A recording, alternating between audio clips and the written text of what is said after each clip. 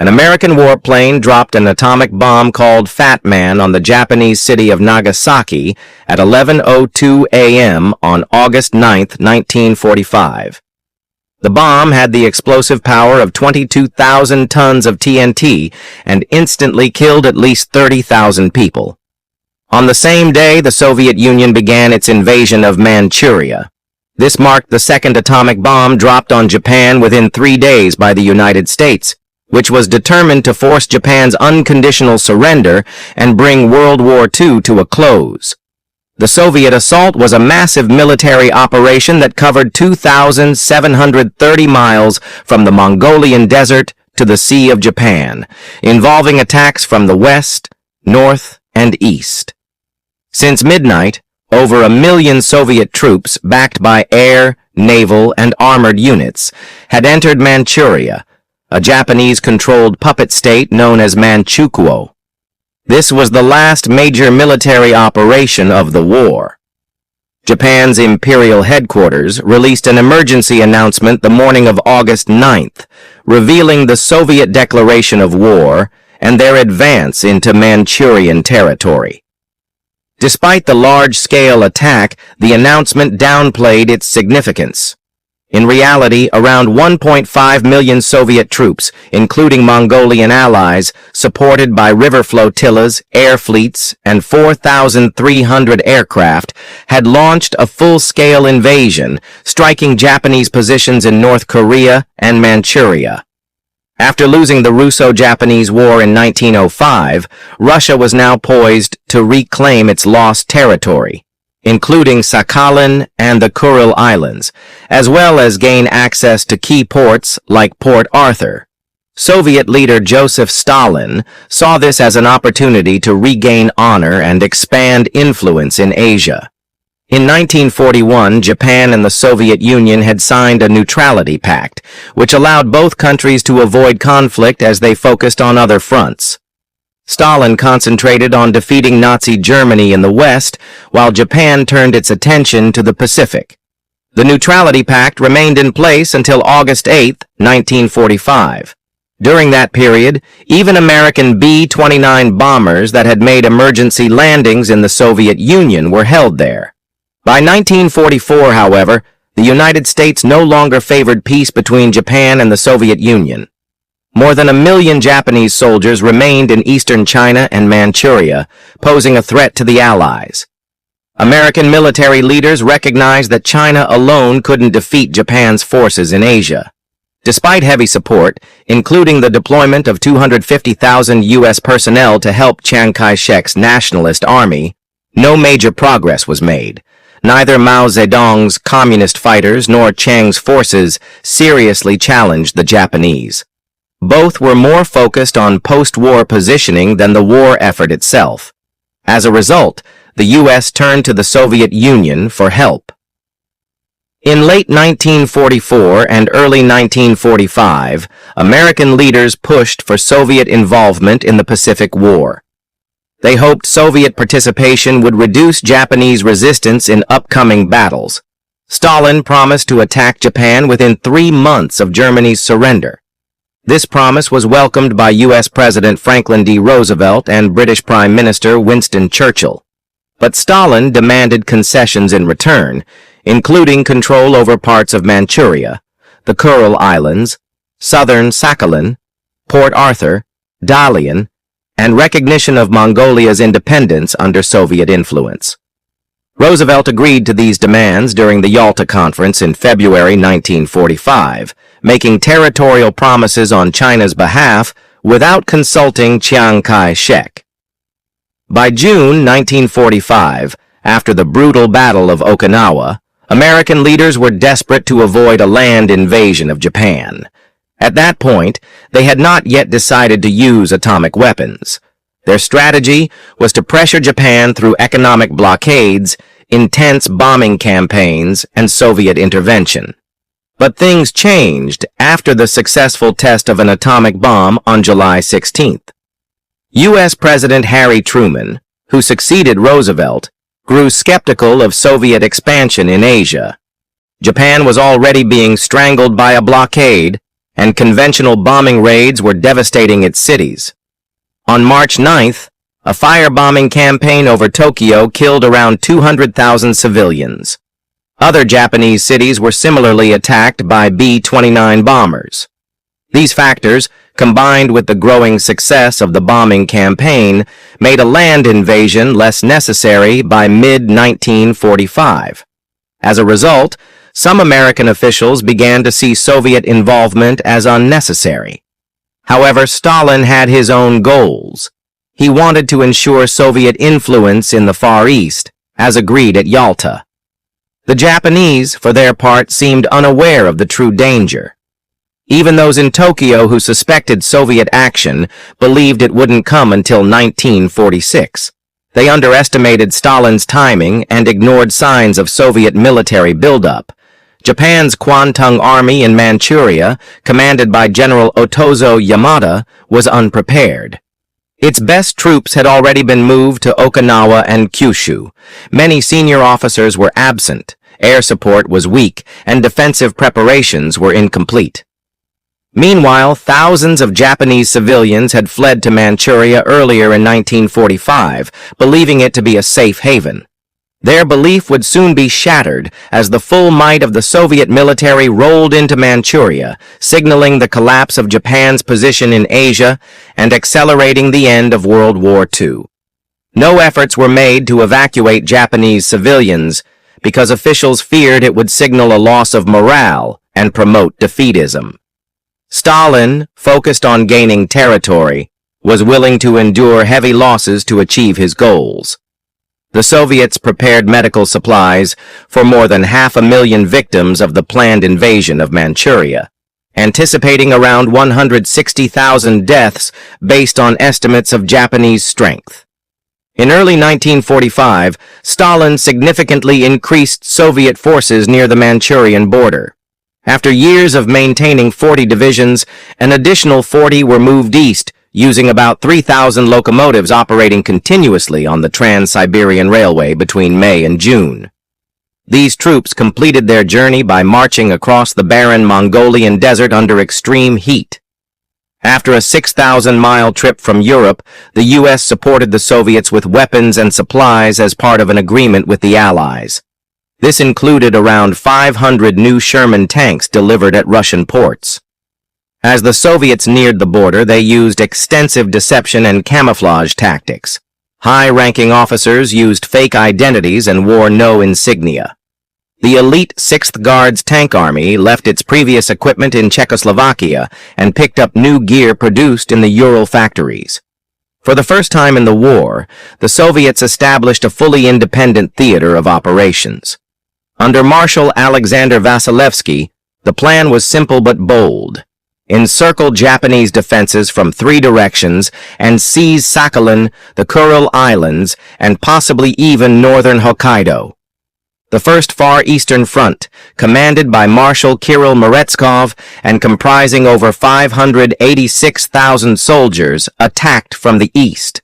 The Trans-Baikal Front, with 654,000 troops under Marshal Rodion Malinovsky, would execute a pincer movement from the west. General Maxim Porkayev's Second Far Eastern Front, with 337,000 soldiers, supported by attacking Japan's core positions in the northeast. The strategy depended on rapid movement to prevent Japan from organizing a defense. Although Japanese strength was estimated at over 1 million troops, much of this force was poorly equipped and trained. The Kwantung Army had about 714,000 troops in 24 infantry divisions, 9 brigades, and 2 tank brigades, but many were second-line soldiers with little ammunition and outdated equipment. The so-called Manchukuo Army, composed of Chinese collaborators, was 170,000 strong but offered minimal resistance. An additional 44,000 Mongolian cavalrymen assisted Japanese forces. Across the wider region, Japan stationed nearly 289,000 troops in the Kurils, Sakhalin, and Korea. Most of the Kwantung Army was made up of conscripts, reservists, or soldiers pulled from other units. Training and equipment were poor across the board. The Soviets, on the other hand, had over 3,700 tanks and nearly 1,900 self-propelled guns. As Japanese defenses concentrated in southeastern Manchuria near Tonghua, the Japanese believed the Soviets would be too exhausted to reach them due to the difficult terrain, vast distances, and presumed resistance. However, their revised defense plans were not finalized until June, far too late to build needed fortifications or shift forces. Millions of Manchurian civilians were not told that they would be left behind, and even junior Japanese officers were unaware of the full situation. Japan's defenders had 1,800 aircraft, but only about 50 were first-line fighters, along with 5,360 artillery pieces and 1,155 light tanks and armored cars. The Japanese Navy had always opposed occupying Manchuria and did not assist in its defense. Over the prior 3 years, Japan had sent its best armored and infantry units and most heavy weapons to the Pacific Front. The Kwantung Army had almost no modern anti-tank weapons and very limited mobility. By 1945, most riflemen had only 100 rounds of ammunition. Japanese commanders assumed any Soviet attack from the west would follow the railway routes to Hairbin or Solon, believing the mountains and desert to be impassable. The Soviets did attack along those routes, but focused their main push through the supposedly impassable Greater Khingan mountain range south of Solon, taking the Japanese by surprise. Japanese intelligence failed to estimate the number of Soviet troops moving to the front. Originally, Vasilevsky planned to begin the offensive on August 11th, but when news of Hiroshima's bombing arrived, he advanced the timetable by 2 days. Realizing Japan might soon surrender, the Soviets rushed to occupy as much territory as possible to secure influence over post-war Asia. At 12:10 a.m. on August 9th, without any preliminary artillery or airstrikes, Soviet forces of the Trans-Baikal Front crossed into Inner Mongolia and Manchuria. The 6th Guards Tank Army led the charge in 2 parallel columns. By nightfall, Soviet vanguard units had advanced nearly 93 kilometers into Manchuria, reaching the foothills of the Greater Khingan Range. Resistance was minimal except on the left flank, where the Soviet 36th Army encountered fortified border posts. Elsewhere, small Mongolian cavalry units were quickly swept aside as Soviet and Mongolian tank brigades advanced more than 55 miles into the dry steppes of Inner Mongolia. When the Japanese failed to mount any serious counterattack on the night of August 9th, Soviet commanders moved quickly to secure the mountain passes. Although resupplying the armored columns proved difficult, their pace remained strong. Starting on August 11th, fuel was airlifted to the forward units. After crossing the mountains, Soviet forces advanced toward key cities like Mukden and Changchun. On August 14th, the 36th Army continued its assault on Japanese defenses at Hairbin in northern Manchuria.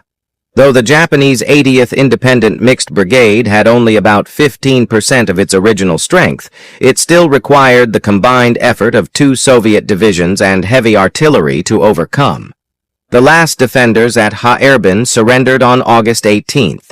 In Inner Mongolia, the Soviet Mongolian Cavalry Mechanized Group fought against the 3rd, 5th, and 7th Inner Mongolian Cavalry Divisions at Jangbei on August 15th.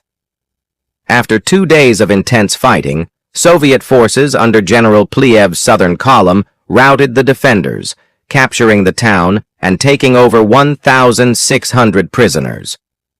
By August 18th, these units reached the outskirts of Kalgan. Though Japan's high command had already ordered the Kwantung Army to surrender, local defenders in the fortified area northwest of Kalgan resisted until August 21st.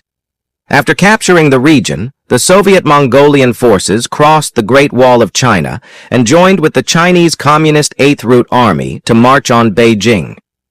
The 6th Guards Tank Army began its advance on August 15th, but encountered resistance from Mongolian cavalry units and remnants of the Japanese 117th and 63rd Infantry Divisions.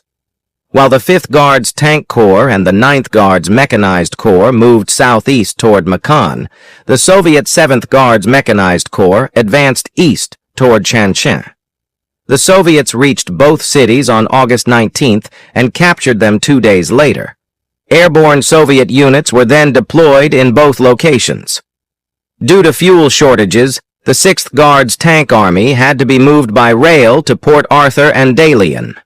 By August 18th, organized Japanese resistance had mostly ended as the Trans-Baikal Front had reached its objectives ahead of schedule. Afterward, Soviet efforts shifted to disarming Japanese troops, collecting prisoners, and taking administrative control of central and southern Manchuria. The Japanese 117th Infantry Division and other units present in central Manchuria, whether already stationed or having retreated there, posed no major threat. The situation on the Trans-Baikal Front was very different from that of Marshal Merezkov's First Far East Front. Eastern Manchuria's Japanese border defenses were stronger than those in the west, and the First Far East Front had a shorter 435-mile front stretching from Amin on the Ussuri River to the Sea of Japan. Complexes of fortified concrete defenses were found in some areas. On August 9th at 1 a.m., in bad weather and without prior artillery bombardment, the Soviets launched a surprise advance along the entire front. Some attacks were carried out over terrain the Japanese believed impassable for large armies. The main attack was led by the Soviet Fifth Army, made up of 12 divisions and 692 armored vehicles. They struck both the front and northern flank of the Volinsk Center of Resistance, held by a battalion of the Japanese 124th Infantry Division. Each Soviet rifle division on the main axis of advance had tank and self-propelled artillery support. By nightfall, the Fifth Army had advanced 15 kilometers into the Japanese rear and created a 25-mile-wide gap in their defenses. Remaining Japanese strongholds in the Volinsk, Suifenho, and Luantai areas were weakened by follow-up Soviet units. The heavily defended road junction at Mutanchiang, a key communications hub and the headquarters of the Japanese 1st Area Army, became the First Far East Front's main target. Impressed by the progress of the Fifth Army, Merezkov ordered the attack on the city to be sped up. One of the few multi-division battles of the campaign occurred on the evening of August 11th, as forward Soviet elements reached Mutanchiang's outer defenses. The 1st Red Banner Army advanced from the northern flank to support the Fifth Army's attack. The Japanese 126th Infantry Division and elements of the 135th Infantry Division, positioned in forested areas, prepared to resist. Soviet troops had to build roads through the forest to move forward. Some Japanese soldiers, unaware of orders to surrender, chose to fight to the end. Around half of Soviet casualties during the campaign happened during the 2-day battle that began on August 15th. Once Soviet tanks reached the 126th Division's headquarters, a group of Japanese transport unit personnel carrying 15-kilogram bombs launched suicide attacks, each destroying a tank. On August 16th, the 1st Red Banner Army left the city and pushed northwest toward Harbin, while the 5th Army moved south and southwest toward Kirin and Ningan. By August 18th, both armies were receiving surrendering Japanese units, just as Japan officially announced its capitulation. On August 20th, parts of the 1st Red Banner Army reached Harbin and joined Soviet airborne units and amphibious forces from the 15th Army of the 2nd Far East Front. At the same time, Soviet combined forces began attacks in the southern part of the 1st Far East Front's area to sever Japanese connections between Korea and Manchuria. In anticipation of Japan's surrender, rifle battalions from the Soviet 25th Army, supported by naval forces, conducted amphibious landings and overland marches to assert Soviet claims on the northeastern Korean peninsula. Red Army forces reached the 38th parallel, the agreed-upon dividing line for the joint occupation of Korea, before the end of August. Operations by the 2nd Far East Front covered wide and varied terrain. Some of the most intense fighting occurred when Japanese troops from the 134th and 123rd Infantry Divisions and the 135th Independent Mixed Brigade resisted. General Perquet divided his army into 3 sectors, each with its own goal and direction. The main assault happened in the center, where 3 rifle divisions of Lieutenant General S.K. Mamanov's 15th Army crossed the Amur River and overcame enemy defenses at Fuyin. They then passed through mountain routes along the Songhua River and reached Harbin, linking up with units from the 1st Far East Front. Despite facing various difficulties, the 2nd Far East Front successfully tied down Japanese forces in northern Manchuria, preventing them from reinforcing the southern battles. The 2nd Red Banner Army, supporting Mamanov's right flank, also struggled with river crossings, bad weather, rough terrain, and stiff resistance, which made progress slower and harder. While Soviet troops continued the occupation of Manchuria, amphibious forces carried out attacks on the Pacific Islands promised to Stalin at Yalta. About 8,000 Soviet soldiers were deployed to the Kuril Islands, located 500 nautical miles away. Of the 25,000 Japanese defenders in the northern Kurils, 8,480 were stationed on Shumshu Island, which was 18 miles long and 6 miles wide. Major General Fusaki Tsutsumi, the island's senior officer, listened to the emperor's surrender speech on the evening of August 14th and decided not to resist an expected American landing force. However, on August 18th, Soviet forces launched an unannounced amphibious assault on the island. The Red Army lacked the specialized equipment and training needed for such operations. As expected, the invasion turned chaotic, with inexperienced troops facing strong Japanese resistance. Around 5:30 a.m. on August 18th, Japanese coastal guns opened fire on approaching Soviet ships, sinking and damaging several. Soviet sailors attempted to build makeshift rafts to land tanks and artillery under heavy fire. Their communication systems failed during the operation. A Soviet escort ship was struck by what is believed to be the last kamikaze attack of the war. A counterattack by 20 Japanese tanks managed to push the Soviets back slightly. On August 19th, Soviet command ordered a faster push to capture the island. A Japanese representative soon arrived to negotiate surrender. However, coastal artillery continued to fire on Soviet ships the next morning, prompting a brutal response.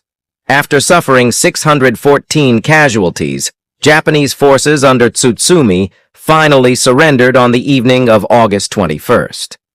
Sakhalin was considered a less significant threat because its northern region was already Soviet territory, and its nearest point lay only 6 miles off the Asian coast.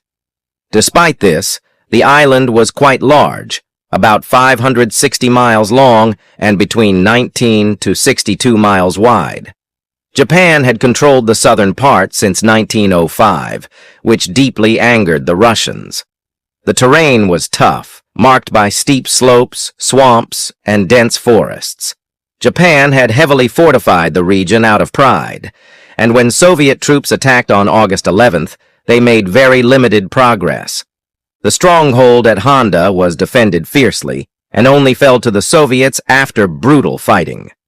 Bad weather prevented effective air support, and several Soviet tanks got stuck in the difficult terrain, forcing the infantry to advance on foot. On August 16th, the Japanese launched desperate human wave attacks, leading to heavy casualties. The next day, the Soviets advanced slowly through the forest, using artillery and airstrikes.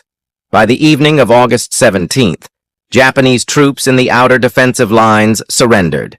Despite this, isolated Japanese garrisons on Sakhalin kept resisting. On August 20th, Soviet forces landed at the port of Mocha and encountered heavy fire. Civilians were caught in the crossfire as Japanese troops opened fire from shore positions. Thick fog made visibility difficult, complicating efforts to clear out the defenders from the key positions and the city center. Japanese propaganda had spread fear among civilians, particularly women, telling them the Russians would kill them and harm their children. This led many to flee into the forests or escape to Hokkaido.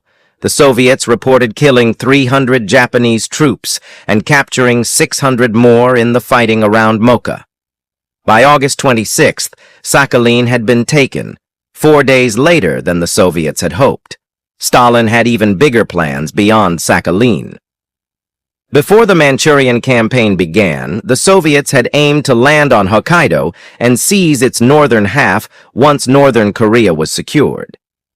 On the evening of August 18th, Soviet Commander Vasilevsky requested permission from Moscow to carry out the Hokkaido invasion between August 19th and September 1st. Moscow remained silent for 2 days. After a second request on August 20th, Stalin finally gave the order on August 23rd to prepare for the attack. Meanwhile, the Americans considered landing in the Kurils and Port Dalian to secure bases before the Soviets could arrive. But ultimately, both nations backed down. The Americans realized that attempting to block Soviet gains could spark a serious crisis. On August 22nd, Moscow canceled the Hokkaido landing after U.S. President Truman firmly rejected Stalin's demand for Japanese troops in northern Hokkaido to surrender to Soviet forces.